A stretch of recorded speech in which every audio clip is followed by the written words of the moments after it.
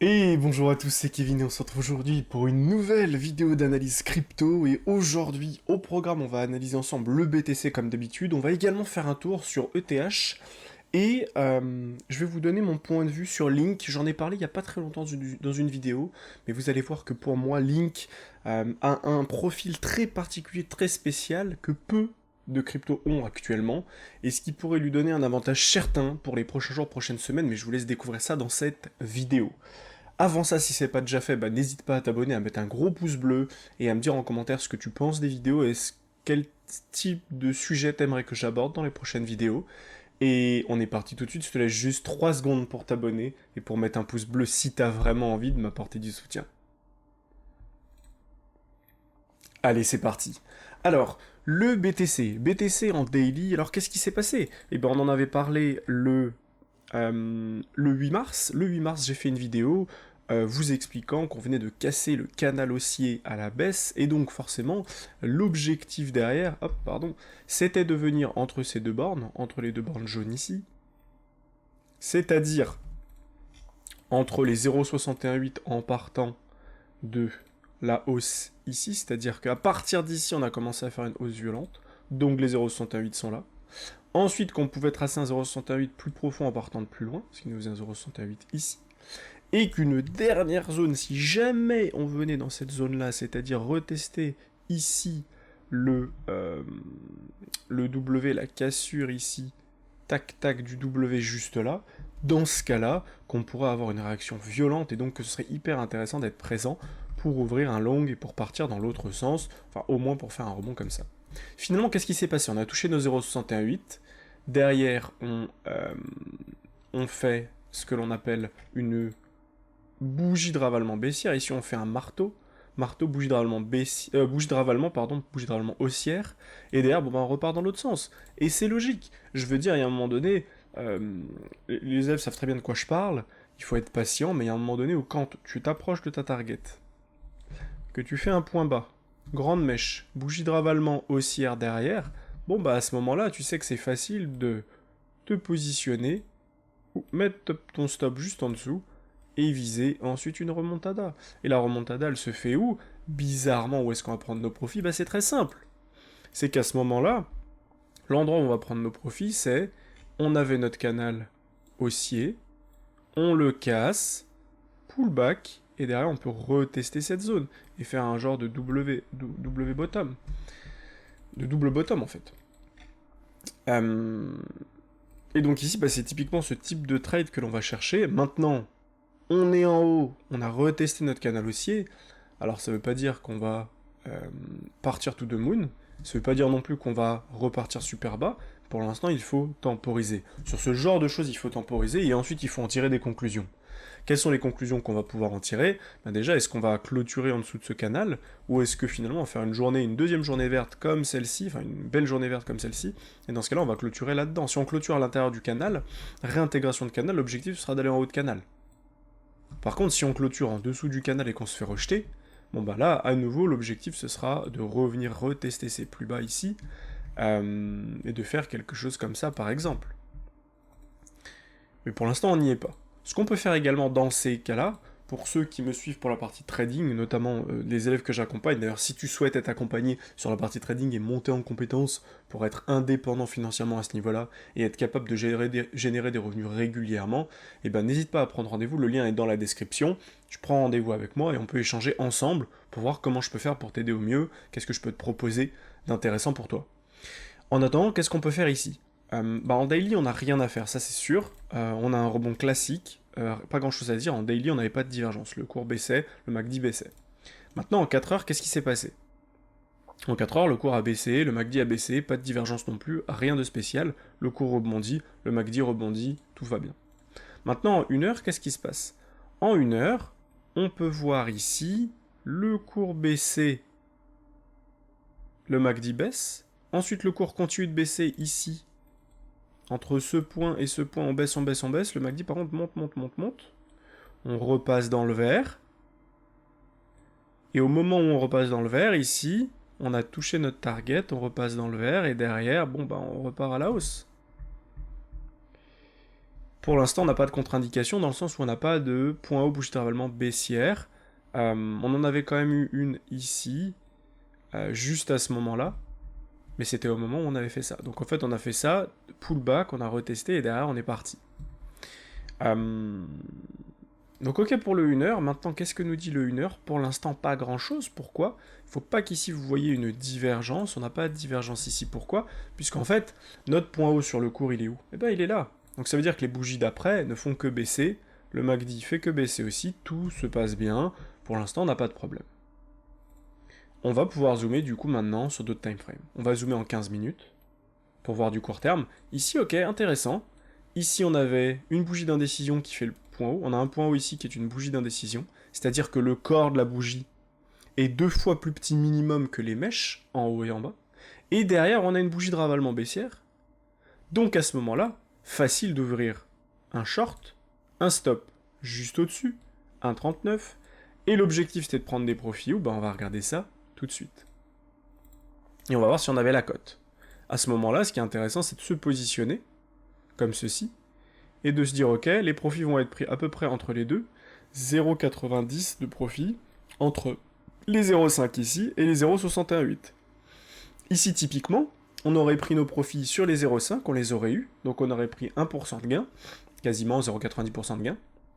On n'aurait pas eu nos 0,618, par contre, on ne se serait pas fait encore sortir. Donc à ce moment-là, ce qu'on aurait pu faire, et ce que je préconise, c'est souvent, quand vous rentrez dans un trade comme ça, c'est vous mettez votre stop au-dessus, votre point d'entrée est là, vous prenez vos premiers profits sur les 0,5, et au moment où vous prenez vos premiers profits, le stop loss, vous le redescendez à break-even. Enfin, en gros, dès que vous vous rapprochez du break-even, ici, vous sortez en ordre limite, ou si vous n'êtes pas derrière l'ordi, vous sortirez en stop. Comme ça vous permet de ne pas faire de pertes, voire de limiter fortement les pertes, et en tout cas, vous avez généré 1% de profit. Ce qui est bien, en fait. Si vous générez 1% de profit de manière régulière, c'est ce qui va faire la différence entre un trader gagnant et qui vit pleinement de son activité, à un investisseur ou pseudo-investisseur qui espère que le cours va partir dans le bon sens, qui est dans l'espoir tout le temps, l'espoir, et en fait, il n'y a rien qui se passe. Donc là, c'est un petit peu ce qu'on peut voir ici. Maintenant, on voit qu'on est reparti phase haussière, point haut, point haut, point haut. Attention ici, on fait un nouveau point haut, on est venu récupérer la liquidité au-dessus de ces points. On a fait un point haut là. Maintenant, si on refait une bougie de ravalement baissière juste après ce point haut, à nouveau, on pourra shorter, mettre notre stop au-dessus de celui-là, et ensuite aller chercher des profits. Cette fois-ci, pas par rapport à ça, mais sur une time frame plus grande, puisqu'on a déjà travaillé cette time frame. Donc cette fois-ci, elle est sur des time frames plus importantes, comme celle-ci par exemple.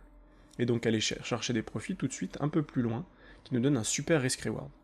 Voilà ce genre de choses que l'on va pouvoir aller travailler en 15 minutes, et c'est la même chose en 5 minutes, on pourrait zoomer en 5 minutes, et essayer de comprendre, ok, comment ça s'est passé. On a le même open ici. Ensuite, qu'est-ce qu'on a? Ici, on n'a rien. Non. Là non plus, on n'a rien en 5 minutes. Donc voilà, là c'est typiquement l'exemple où on n'a rien en 5 minutes, mais peut-être qu'on a quelque chose en 15 minutes. Et donc c'est là où il faut être très très minutieux et faire attention, dans 8 minutes la bougie se clôture, où est-ce qu'elle va clôturer, et en fonction on verra soit on ouvre un short, soit on n'ouvre rien du tout si la bougie continue de monter. Donc voilà un petit peu ce qu'on peut imaginer ici. Je regarde juste un truc en 5 minutes, non ok, ça l'a pas fait, donc on n'a pas de contre-indication à ce niveau-là.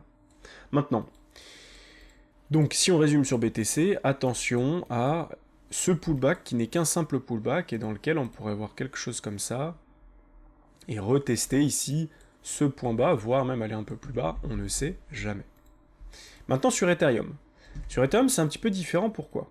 Sur Ethereum, j'ai tracé quelque chose comme ça, alors je vais le remettre correctement, et vous allez voir que c'est intéressant. Paf, voilà. J'essaie de le placer correctement. Ici, qu'est-ce que l'on voit sur Ethereum? On voit que on avait ici donc, bref, ici on a fait des W, hop, on est monté, derrière on fait un gros M, on corrige, ici paf, on corrige, là on forme des W, on fait un gros W, on casse la structure du milieu qui est ici. Le mieux de notre structure de W ici, il faut bien comprendre qu'elle est au-dessus de ça, hein, elle est juste ici. Donc parfaite, elle est juste ici. Donc là on a quasiment retesté, hein, assez impressionnant. On est toujours dans notre zone entre nos deux bornes. Ici on aurait pu tracer un point comme ceci, pardon, du coup il est un peu décalé, voilà, parfait, juste ici, donc avec notre W, notre Fibo, ou bien le tracé de beaucoup plus bas, ce qui représente ce niveau-là. Bon bah encore une fois, on s'est arrêté sur le premier, point bas, bougie dralement haussière, et derrière, on est parti plus haut. Là, on voit que le TH a été beaucoup plus performant que le BTC, parce qu'il a complètement réintégré son canal, donc beaucoup plus bullish, beaucoup plus intéressant. Maintenant, attention.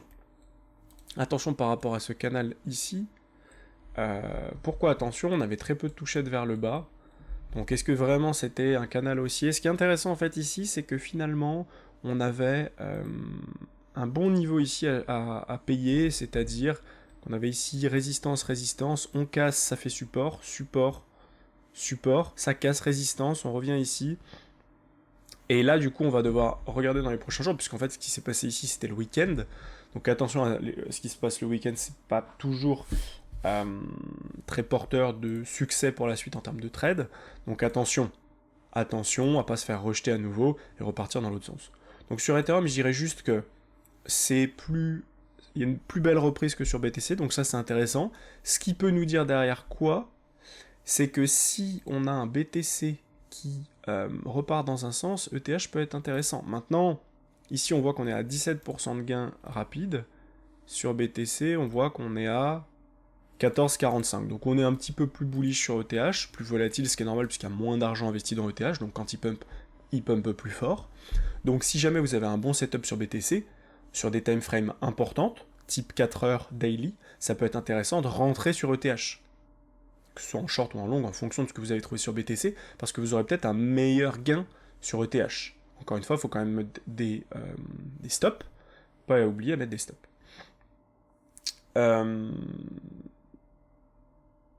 Voilà ce que j'avais à dire sur ETH et sur BTC. Maintenant, on va passer à Link. Alors voilà Link, pourquoi je trouve très intéressant. Link, je trouve très intéressant parce qu'il a eu une belle phase de hausse avec, ici, on crée quelque chose, une fois, deux fois, trois fois, et derrière on corrige. Donc là, vraiment on arrive à accumuler une fois, deux fois, trois fois, parfait. Et derrière on corrige. Et quand on corrige, on va chercher vraiment notre point bas, notre point haut. Et ici on se rend compte qu'on a corrigé de 90%. Et c'est parfait en fait. Et donc, là on voit qu'on est très très très très horizontal. Et nous ce qu'on veut c'est... On achète de l'horizontal et on vend du vertical. Et la plupart des gens, malheureusement, font l'inverse. C'est-à-dire que la plupart des gens... Hop, je vais mettre ça ici. Pourquoi est-ce que les gens font l'inverse? Parce que les gens, quand ils voient un truc aussi bas, en disant putain mais on est tellement bas, c'est catastrophique, c'est de la merde, la crypto va jamais remonter, ils en veulent pas. En plus dans les médias on leur dit qu'il faut pas acheter du BTC, etc. Par contre quand le truc commence à faire ça, ils commencent à en acheter, ils disent oh là là c'est monté une première fois, là on remonte, j'en achète.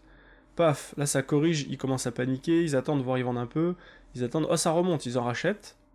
Derrière le truc se pète la gueule, paf, et dès que c'est plat comme ça, ils disent ouais, c'est bon j'ai perdu tellement, je vais profiter maintenant que j'ai le temps de vendre, ils vendent maintenant.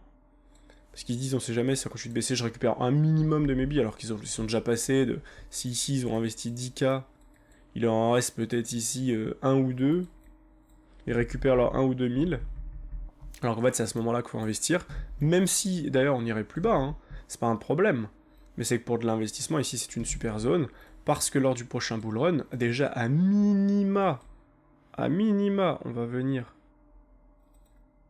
Et je vais vous le montrer ici. Tac. On va revenir dans cette zone. À grand minimum. Et en cas de nouvelle ATH, sur le link, paf paf, je vais vous faire ça plutôt propre. Paf. Paf. En cas de nouvelle ATH sur le link, voilà la target que l'on peut viser.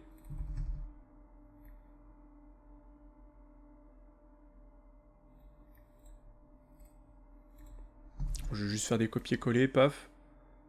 Voilà. Donc voilà sur le link à quoi ça pourrait correspondre. Maintenant, il faut regarder ce qui est réaliste. Parce que le problème de ça, c'est quoi? C'est que la plupart des gens, quand je monte ce genre de vidéo, ils disent ok, on est à 6$, ça va monter à 140. C'est pas du tout ce que je dis. Je dis juste que c'est des targets théoriques et mathématiques. Maintenant, est-ce que ça c'est réaliste? Bah, il faut regarder par rapport au market cap. Je crois que Link est à 1 milliard et quelques de market cap. Je ne vais pas m'embêter à regarder maintenant, mais ça vous fait aussi un peu de proactivité. Allez faire vos propres recherches, allez sur CoinMarketCap. Pour ceux qui ne savent pas, je vais vous le noter juste ici. CoinMarketCap, donc le site.com, je crois que c'est. Tac. Faites vos propres recherches. Donc sur coinmarketcap.com, vous allez chercher l'info. Combien de market cap sur Chainlink? Donc dans la barre de recherche, vous tapez Link, L-I-N-K, ou Chainlink. Vous allez tomber dessus et vous cherchez, vous allez avoir plusieurs informations. Vous cherchez le market cap actuel. Le market cap actuel, vous voyez de combien il est. S'il est d'1 milliard, par exemple, imaginons qu'il soit d'1 milliard. Vous vous dites, ok, 1 milliard, on est à 6. On est à 6 sur le cours. Donc si on passe de 1 milliard de market cap, enfin si on passe de 6 dollars à 30 dollars, c'est-à-dire qu'il faudrait faire un x5. Si on fait un x5, c'est-à-dire qu'on passe d'1 milliard à 5 milliards de market cap. Est-ce que c'est réaliste? Oui, c'est complètement réaliste. Maintenant, si on fait un nouvel ATH, qu'on passe à 90, ça veut dire qu'on ferait un x15, si je dis pas de bêtises. Si on fait un x15, ça veut dire qu'on passe d'1 milliard à 15 milliards. Est-ce que c'est réaliste? Oui, c'est complètement réaliste. Et en fait, vous pouvez faire la même chose pour ces différentes targets et vous rendre compte, ok, si on passe de 1 milliard à tant de milliards, est-ce que c'est réaliste, etc. Donc là, je l'ai fait avec 1 milliard, vérifiez bien si on est à 1, 2, 3, 4, 5 milliards, c'est pas la même chose. Mais faites bien vos recherches, c'est comme ça qu'on va faire pour analyser ce type de crypto. Mais en tout cas, Link est très intéressant parce qu'il est extrêmement horizontal, et c'est ce que l'on recherche, plutôt que des cryptos qui font ça, un peu n'importe quoi, ou des cryptos qui font ça, bon, typiquement on n'en veut pas. Là, ce qui est très intéressant, c'est que Link ne fait pas de bruit, ne fait plus de nouvelles ATH. Ce qui est intéressant avec ça, c'est que tous ceux qui ont shorté ont mis leur stop au-dessus de ce point. Donc le jour où on casse, on va très vite accélérer à la hausse et revenir rapidement vers les 20 dollars en fait, dans cette zone. À quoi ça pourrait correspondre, cette cassure ici? Ça pourrait simplement correspondre, et je vais vous le montrer, je vais même vous le tracer, ça pourrait correspondre à un retest rapide des 0.382 ici. Tout simplement. On pourrait revenir rapidement ici dans les 0.382, venir faire baisse, tac, un test, on revient, et derrière, paf, on casse et on repart, et là on fait un bull run. Et ici c'est mini bull run actuel, etc. Donc voilà un petit peu ce qu'on pourrait voir le jour où on casse. En attendant, on peut également se dire, on a la même chose au sud, c'est-à-dire là on a ici toutes les... mince, j'ai placé un texte, hop. On pourrait se dire, tiens, là, on a tous les stop-loss et les liquidations de short, mais on a également la même chose des longues ici. Et quand vous avez les stops des longues, ça veut dire aussi qu'on peut très bien faire ça, réintégrer, et si vous voyez ça, c'est un super point d'entrée, parce que ça veut dire qu'on a dégagé tous les longues ont mis leur stop en dessous, on est les sortir, une fois qu'on les a sortis, là, on est prêt à tout exploser à la hausse, et à venir sortir les shorts. Et donc voilà un petit peu ce à quoi on pourrait s'attendre sur Link. Dans le pire des cas, c'est venir faire un petit retest en bas et réintégrer. Si c'est le cas, on rentre instantanément. C'est pas un conseil d'investissement, encore une fois, c'est mon point de vue. Si à l'inverse, on casse le haut, ça pourrait faire une accélération forte et ensuite se calmer et repartir dans l'autre sens une fois qu'on a dégagé tous les shorts pour venir peut-être infini faire une petite mèche en dessous fin 2023, début 2024 en mode c'est la fin du monde, récession, etc. Avec la chute de l'immobilier qui est en train de se mettre en place et que personne ne voit alors qu'en fait c'est déjà monstrueux un peu de partout, que ce soit aux US, en Allemagne, en France, etc.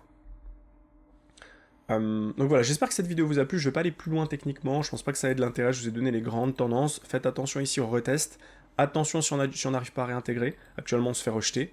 D'ailleurs on va regarder par rapport au trade ce dont je vous parlais tout à l'heure. Bon, on n'a pas bougé pour l'instant, mais voilà, typiquement, là on aurait pu, ici, paf, on aurait pu rentrer là, mettre notre stop au-dessus, donc on aurait même pu le mettre ici, d'ailleurs, le stop.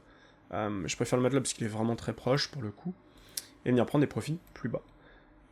Et en 5 minutes, concernant le 5 minutes, bon, on n'avait rien ici à faire de plus. Donc voilà, j'espère que cette vidéo vous a plu. Si c'est le cas, n'hésitez pas encore une fois à vous abonner pour m'apporter de la force et pour surtout ne rien rater des prochaines vidéos. Mettez la cloche de notification. Comme ça, dès que je sors une vidéo demain, par exemple, bah, vous êtes informés, vous êtes les premiers à regarder. Et en fait, c'est très important pour vous parce que des fois, je vais vous donner des infos qui peuvent se passer dans la journée. Par exemple, ici, je vous ai dit Bitcoin chute imminente, je vous ai dit ça. Voilà où on était sur le cours, je pense que vous le voyez. Et genre, dans la journée, on est descendu jusque là. C'est-à-dire que je vous ai donné l'info, on était ici, quoi. On était là-dedans, on était là, quoi. Et en fait, on est descendu et vous auriez pu profiter d'un petit 10% de baisse avec des profits que je vous avais donnés ici. Et malheureusement, pour beaucoup, ça n'a pas été le cas parce que ben, vous n'avez pas vu la vidéo à temps, vous n'avez pas mis la cloche de notification. Donc voilà, n'hésitez pas, ça peut vous donner vraiment des super pépites pour vous permettre de faire des gains. Et moi, je vous dis à très vite pour une prochaine vidéo, sûrement à demain. N'hésitez pas à me dire en commentaire quelles sont les prochaines cryptos que vous voulez que j'analyse pour demain. Et si j'ai des gens qui me proposent des choses, je le ferai dès demain. Voilà, passez une belle journée, je vous dis à demain, ciao ciao.